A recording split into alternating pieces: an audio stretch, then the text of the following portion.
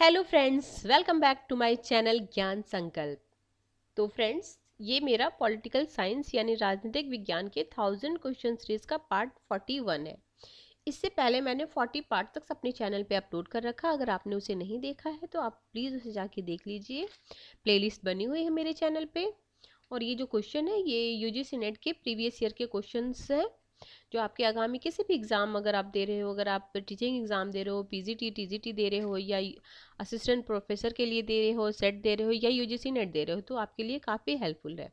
क्योंकि इसमें political science के सारे यूनिट से क्वेश्चन हैं, जैसे कि comparative politics, political theory, public administration, constitutions, international relations, सारे टॉपिक से इसमें क्वेश्चंस हैं। और अब तो यूजीसी नेट की फॉर्म्स डेट भी आ गई है। इस बार तो आपको पता होगा, अगर आप यूजीसी नेट देना चाह रहे हो तो इस बार ऑफलाइन मोड में एग्ज़ाम होगा। पहले ऑनलाइन मोड में एग्ज़ाम होता था, इस बार चेंजेस हुए हैं, ऑफलाइन मोड में एग्ज़ाम होगा। यानी एक ही दिन सारे लोगों मतलब सारे सब्जेक्ट के पेपर होंगे। तो अगर आप उसकी भी तैयारी कर रहे हो तो ये क्लास आपके लिए काफ़ी हेल्पफुल रहेगा। और इसके अलावा मेरे चैनल पे आपको पॉलिटिकल थ्योरी की भी क्लासें हैं। और अब मैं क्लासेस की संख्या बढ़ा दूंगी, क्योंकि अब डेट आ गया है। तो मैं चाहूँगी कि आपको ये कंपैरेटिव पॉलिटिक्स हफ्ते भर में फिनिश कर दूँ। कंपैरेटिव पॉलिटिक्स की भी मेरे चैनल पे आपको प्लेलिस्ट मिल जाएगी, आप प्लीज़ जाके उसे देख लेना। मैं वो राजेश मिश्रा की बुक से करा रही हूँ, और उसके बाद साथ साथ मैं क्वेश्चन करा रही हूँ, ताकि आपका मतलब कॉन्फिडेंस भी बढ़ जाए कि अगर आप थ्योरेटिकल पार्ट पर हो, उसके बाद आप क्वेश्चंस करो, तो फिर आप खुद से देख पाओगे कि आप कितने क्वेश्चन खुद से सॉल्व कर पा रहे हो। तो ठीक है फ्रेंड, और ये वीडियो ना 2 से 3 बार आप प्लीज़ देखना, क्योंकि एक बार में तो क्वेश्चन याद नहीं होते। और मैं इसको एक्सप्लेन भी करती हूँ, तो हो सकता है ये क्वेश्चन रिपीट ना करे, लेकिन टॉपिक तो रिपीट करते ही हैं। आप अब इतने क्वेश्चन जो मैंने कराया, आपने देखा होगा कि टॉपिक क्वेश्चन रिपीट हो ना हो, बट टॉपिक रिपीट होता है। तो ठीक है, आज का क्लास हम स्टार्ट करते हैं फ्रेंड्स। और ये मेरा 41 पार्ट है। इससे पहले मैंने 40 पार्ट तो ऑलरेडी डाल चुका, आपने देखा होगा। अगर नहीं देखा तो आप प्लीज़ उसे देख लेना, काफ़ी हेल्पफुल रहेगा आपके लिए। तो अब ये है ये जो क्वेश्चन है ये 2018 का क्वेश्चन है यूजीसी नेट का। तो इससे पहले वीडियो में मैंने 30 क्वेश्चन तक करा रखा है। अब ये 31 क्वेश्चन हैं। ठीक है, 31 से आज मैं कराने वाली हूँ। तो ये जो क्रांति है देखो, वेलवेट क्रांति, ऑरेंज क्रांति, कॉर्नेंसन क्रांति, अगस्त क्रांति। तो इसमें कोई ऑप्शन सही नहीं था, तो मैं आपको इसको एक्सप्लेन कर दे रही हूँ। देखो, 2004 में यूक्रेन में ऑरेंज क्रांति द्वारा लोकतंत्र की बहाली हुई थी। तो ऑरेंज क्रांति तुम्हारे यूक्रेन में हुआ था, ठीक है। और 1989 चेकोस्लोवाकिया की कम्युनिस्ट पुलिस ने प्राग में छात्रों की एक शांतिपूर्ण मार्च की बड़ी क्रूरता से कुचल दिया, जिसके विरोध में लोकतंत्र की मांग को लेकर वेलवेट क्रांति को नाम दिया गया। तो ये कहाँ पे हुआ? चेकोस्लोवाकिया। वेलवेट क्रांति आपका ये हो गया।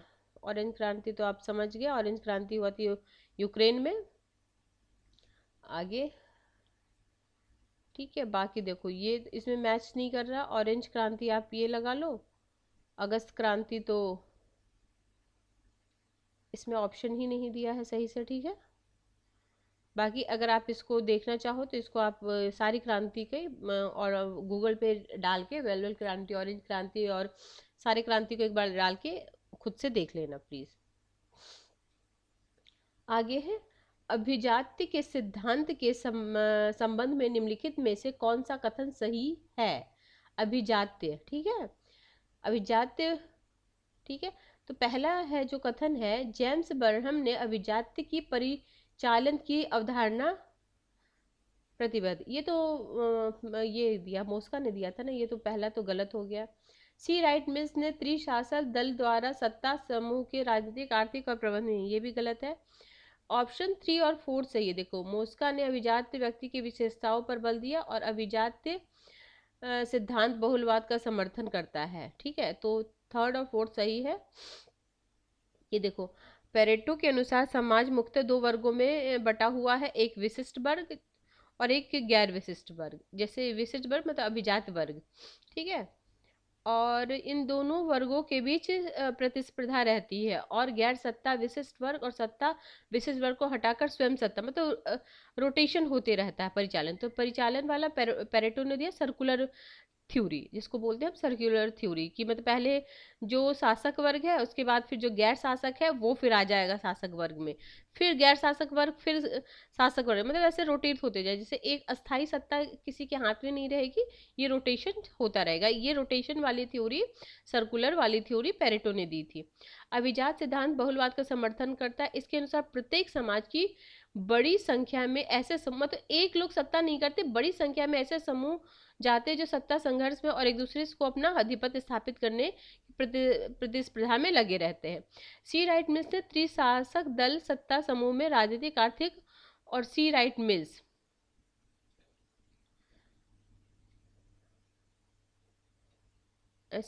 मिल्स के त्रिशासक दल समूह में राजनीतिक, आर्थिक और सैनिक वर्ग शामिल हैं। इसमें क्या बोला था, देखो इसमें क्या, राजनीतिक, आर्थिक और प्रबंधकीय वर्ग, तो प्रबंधकीय ना होके यहाँ अगर सैनिक वर्ग होता तो सही होता। देखो बस माइनर सा वो है, अगर आप हरवरी में पढ़ोगे, अगर जानते हुए भी हो सकता है गलत कर दो, क्योंकि 3 वर्ग का तो उन्होंने दिया है, लेकिन प्रशासकीय वर्ग ना होके सैनिक वर्ग दिया है। तो आप प्लीज इसे नोट डाउन कर लें। ये छोटी छोटी जो होती है ना गलतियां, इसी में होती है। हमें एग्जाम हॉल में ऐसे हमें पता रहता है, लेकिन एग्जाम हॉल में हम जल्दी जल्दी में ये मिस्टेक कर देते हैं। ठीक है, अगला क्वेश्चन हम चलते हैं। अगला है, निम्नलिखित में कौन सा कथन सही है। कौन सा कथन, ये भी हमेशा पढ़ो कि कौन सा सही पूछ रहा है या गलत पूछ रहा है। तो पहला है ये कि अमेरिकी सीनेट में राजस्व विधेयक में संशोधन करने की शक्ति है। ठीक है, राजस्व विधेयक में संशोधन करने की शक्ति है, पहला है। फिर दूसरा ऑप्शन है, हाउस ऑफ रिप्रेजेंटेटिव में राजस्व विधेयक प्रस्तुत करने की विशिष्ट शक्तियां हैं। ठीक है, ब्रिटेन में कार्यपालिका तथा विधायिका शक्ति के प्रसार पर आधारित है। अमेरिका का राष्ट्रपति हाउस ऑफ रिप्रेजेंटेटिव को भंग कर सकता है। तो इसमें सिर्फ फर्स्ट और सेकंड सही है। तो कौन कौन सा सही है, एक बार मैं सही वाले को फिर से आपको बोल के सुनाती हूँ। देखो, अमेरिकी सीनेट में राजस्व विधेयक में संशोधन करने की शक्ति है। हाउस ऑफ रिप्रेजेंटेटिव में राजस्व विधेयक प्रस्तुत करने की विशिष्ट शक्तियां हैं। तो option A is right answer. देखो, प्रतिनिधि सभा में कुल 441 सदस्य होते हैं, जिसमें 535 सदस्य संयुक्त राज्य अमेरिका के 50 राज्यों का प्रतिनिधित्व करते हैं, जबकि 6 गैर मताधिकार प्राप्त सदस्य होते हैं, जो गुआम, बीजिंग द्वीप, उत्तरी mariana द्वीप और अमेरिकी समोआ तथा प्यूर्टोरिको का प्रतिनिधित्व करते हैं। इनका कार्यकाल 2 वर्ष का होता है। इसके कार्यकाल को किसी भी स्थिति में बढ़ाया और घटाया नहीं जा सकता।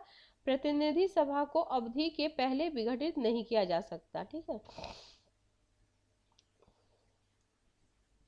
अगला है असर्शन बेस्ड क्वेश्चन है। संघवाद का सार संस्थागत या गैर संवैधानिक संरचना में नहीं है। ठीक है, संघवाद का सार संस्थागत संवैधानिक संरचना में नहीं है। कारण है, गठबंधन सरकार विजातीय समाज में सरकार का सर्वाधिक उपयुक्त रूप है। तो इसमें ना दोनों सही है, बट सही व्याख्या नहीं, मतलब कथन दोनों सही है बट दोनों एक दूसरे से रिलेटेड नहीं है। तो both statement are right but not, उसका एक्सप्लेन नहीं कर रहा है। अगला है, अमेरिका में बिल ऑफ राइट्स। ठीक है, और बिल ऑफ राइट्स कब हुआ था, पहले 10 संशोधन में अन्य बातों के साथ साथ निम्नलिखित में कौन से सम्मिलित है। ठीक है, बिल ऑफ राइट्स में तो देखो, सभा करने का अधिकार, सशस्त्र शस्त्र वहन करने का अधिकार, शीघ्रवाद सुझाव अधिकार, सामाजिक सुरक्षा भत्ते का। तो इसका नहीं, ऑप्शन देखो ये होगा, सभा करने का अधिकार है, शस्त्र वहन करने का अधिकार है, शीघ्रवाद सुनवाई का अधिकार है, अनुपयुक्त तफ्तीश के विरुद्ध सुरक्षा का अधिकार है। तो ये आप प्लीज इसको लिख लो। जो बिल ऑफ राइट्स है, जो पहले 10 संशोधन में, देखो अमेरिका में बिल ऑफ राइट्स प्रथम 10 संशोधन में नागरिक के मूल अधिकार में संशोधन, इनमें से निम्नलिखित अधिकार शामिल है। पहला क्या, सभा कर सकते हो, शस्त्र वहन करने का अधिकार, शीघ्रवाद सुनवाई का अधिकार और अनुपयुक्त तफ्तीश के विरुद्ध सुरक्षा का अधिकार। क्वेश्चन नंबर 36 है, ल्यूकस द्वारा वर्णित शक्तियों के 3 रूपों में निम्नलिखित में कौन सा सम्मिलित नहीं है। ल्यूकस द्वारा वर्णित शक्ति के 3 रूपों में ठीक है, कौन सा सम्मिलित नहीं है। तो आपको ये तीनों रूप उनकी पता होनी चाहिए। तो इसमें देखो, पहला है निर्णय निर्माण, विचार नियंत्रण और कार्यसूची तय करना, ये तीनों है। क्षमता अभिवर्धन नहीं है। तो ल्यूकस का आप लिख लो, ल्यूकस का शक्तिवर्धन 3 है, ल्यूकस लिख के ये तीनों लिख लो, शक्ति निर्माण, विचार नियंत्रण और कार्यसूची तय करना। अगला है राजनीतिक समाजीकरण के प्रमुख अभिकर्ता कौन है। तो परिवार और सामाजिक वर्ग, ठीक है, परिवार और सामाजिक वर्ग समाजीकरण के प्रमुख अभिकर्ता हैं। अगला है सूची 1 सूची 2 को मिलाना है। राजनीतिक विकास का वर्णन, तो राजनीतिक आधुनिकीकरण, लोकतंत्र का निर्माण, राज्य का प्रचालन और प्रशासनिक तथा विधायी विकास। तो देखो, राजनीतिक आधुनिकीकरण लिपसेट, SM लिपसेट, लोकतंत्र का निर्माण जे रोनाल्ड पेनॉक, राष्ट्र राज्य का प्रचलन एडवर्ड ए शेल्स, प्रशासनिक तथा विधायी विकास टॉलकन पार्सन। ठीक है, अगर आपको पता है तो अच्छी बात है, नहीं पता तो आप नोट डाउन कर सकते हो। अगला है 39 क्वेश्चन, निम्नलिखित में कौन ऑरेंज लिचफर्ड द्वारा वर्णित दलीय व्यवस्था के प्रकार है। अब ऑरेंज लिचफर्ड लिख के उनके दलीय व्यवस्था जो है वो लिख लो आप। तो ये लिख के इनके नाम ऐसे लिख लो और ऐसे उनकी दलीय व्यवस्था ऐसे एक करके देखो। पहला है सहमति जन्य दलीय व्यवस्था, संघर्षशील दलीय व्यवस्था, समायोजन दलीय व्यवस्था। कौन कौन सा? सहमति जन्य दलीय व्यवस्था, संघर्षशील दलीय व्यवस्था और समायोजनशील दलीय व्यवस्था, ये 3 है। इसके अलावा देखो, लिस्बर्ट ने अपनी बुक पैटर्न्स ऑफ डेमोक्रेसी, इनकी बुक का नाम भी उनके साथ लिख लो, पैटर्न्स ऑफ डेमोक्रेसी में दलीय व्यवस्था के प्रकार का उल्लेख किया है। डुवर्जर ने संरचना के आधार पर दलों का वर्गीकरण किया। जो अब उनका तो 3 हो गया ऑरेंज लिचफर्ड का, और ऑरेंज लिचफर्ड के आगे आप इनके बुक का नाम भी लिख दो, पैटर्न्स ऑफ डेमोक्रेसी। और डुवर्जर का जो है उन्होंने कौन सा 4 दिया था ना, कोकस, शाखा, प्रकोष्ठ और मिलिशिया। और सार्टोरी की बुक क्या है? Parties and the party system, जिसमें उन्होंने बहुदलीय व्यवस्था को वैचारिक आधार पर 2 भागों में वर्गीकृत किया। बहुदलीय व्यवस्था को उदारीकृत ध्रुवीय बहुदलीय व्यवस्था और ध्रुवीय बहुदलीय व्यवस्था। अगला है 40 क्वेश्चन। 40 क्वेश्चन में क्या? 40 क्वेश्चन बोलता है निम्नलिखित में कौन से राजनीतिक सांस्कृतिक के परिवर्तित SE फाइनर द्वारा सुझाया गया है। तो SE फाइनर द्वारा कौन सुझाया गया है? तो उनके द्वारा परिपक्वता राजनीतिक संस्कृति, विकसित राजनीतिक संस्कृति तथा निम्न राजनीतिक संस्कृति। ये option D is right answer. इनके देखो फाइनल लिख के राजनीतिक संस्कृति के प्रकार, ठीक है, ऐसे, और इसके आगे ऐसे कर दो, परिपक्व राजनीतिक, विकसित और निम्न राजनीतिक संस्कृति। और फाइनर की बुक का क्या नाम है? The man on horseback, the role of military in politics, 1962। तो राजनीतिक संस्कृति का अध्ययन करते हुए उन्होंने विकासशील देशों में संवैधानिक प्रणाली की अस्थिरता के 2 कारण बताए। प्रथम वैधता का अभाव और दूसरा सहभागिता। ठीक है, क्वेश्चन नंबर 41 में क्या है? 41 में निम्नलिखित में किसने मोहनदास करमचंद गांधी के आगमन के से पूर्व राष्ट्रीय आंदोलन को आम लोगों के उलट वर्ग विशिष्ट और प्रतिनिधि करने का आंदोलन रूप में वर्णित किया? तो ये रविंद्र कुमार है। इनके बारे में थोड़ा पढ़ लेते हैं। देखो, रविंद्र कुमार ने मोहनदास करमचंद गांधी के आगमन के पूर्व राष्ट्रवादी आंदोलन को आम लोगों के उलट वर्ग विशिष्ट का प्रतिनिधित्व करने वाले आंदोलन के रूप में वर्णित किया। 9 जनवरी 1915 को गांधी जी दक्षिण अफ्रीका से भारत आए, इसलिए हम प्रवासी भारतीय दिवस 9 जनवरी को मनाते हैं। फिर गांधी जी ने दक्षिण अफ्रीका से लौटने के बाद भारत में उनका प्रथम आश्रम अहमदाबाद के कोचर, इसमें भी कालक्रम अनुसार सजाने के बाद कोचर में, अहमदाबाद के पास कोचर में स्थापित किया। तब उसका नाम सत्याग्रह आश्रम था। इसी आश्रम को 17 जून को साबरमती नदी के किनारे स्थानांतरित कर दिया गया। तो देखो, सबसे पहले कोचर आ जाएगा, फिर साबरमती करना, ठीक है, ऐसे एक किसी साल आया हुआ क्वेश्चन, मुझे एग्जैक्ट याद नहीं किस साल क्वेश्चन आया था, लेकिन आया था। सबसे पहले तो फिनिक्स हो जाएगा, फिनिक्स हो जाएगा आपको दक्षिण अफ्रीका में किए थे। उसके बाद कोचर आपको इंडिया में किए थे। अगर इंडिया में पहला पूछेगा तो कोचर हो जाएगा, और पहला से पूछेगा तो फिनिक्स हो जाएगा। और अगर सजाने को आ जाएगी, क्योंकि आश्रम को कालक्रमानुसार सजाइए, तो पहला कोचर फिर साबरमती। ठीक है, अगर फिनिक्स उसमें दिया होगा ऑप्शन तो पहले फिनिक्स हो जाएगा। साबरमती नदी के किनारे स्थानांतरित किया गया। गांधी 1917 में चंपारण और 1918 अहमदाबाद मिल में तथा खेरा आंदोलन किया। 17 में तो पता है चंपारण, और 1918 में अहमदाबाद मिल्स तथा खेरा सत्याग्रह। क्वेश्चन नंबर 42 है, निम्नलिखित में कौन 1919 के भारत सरकार अधिनियम की विशेषता नहीं है? तो इसमें केंद्र में द्विसदनीय विधानमंडल, बिल्कुल सही बात है। विधानसभा में निर्वाचन बहुमत का होना होगा, ठीक है। विधान परिषद को बजट पर संकल्प पारित करने का अधिकार दिया गया, नहीं ये नहीं दिया गया था, ये गलत है। सिखों को सांप्रदायिक प्रतिनिधित्व दिया गया, हाँ बिल्कुल। तो ए, बी और डी सही है। देख ठीक है, अगला क्वेश्चन है 43। मौलिक अधिकार राज्य के कृत्यों को सीमित करता है। राजनीति निर्देशक सिद्धांत राज्य को कुछ कार्य करने का अनुदेश देता है। नीति निर्देशक सिद्धांत न्यायालयों में प्रवर्तनीय नहीं है।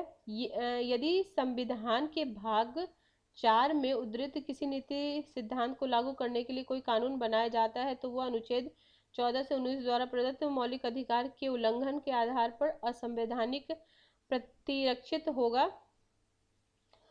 निदेशक सिद्धांतों को विधान द्वारा लागू करना होगा। तो इसका 1, 2, 4 सही है, 3 नहीं है। 3 वाला ये इसको काट दो बाकी, ठीक है। 1, 2, 4। अगला है, मौलिक कर्तव्य के संबंध में लिखित कौन सा कथन सही नहीं है? ठीक है, तो मौलिक कर्तव्य संविधान के अनुच्छेद 51 का भाग कम है, बिल्कुल सही बात है।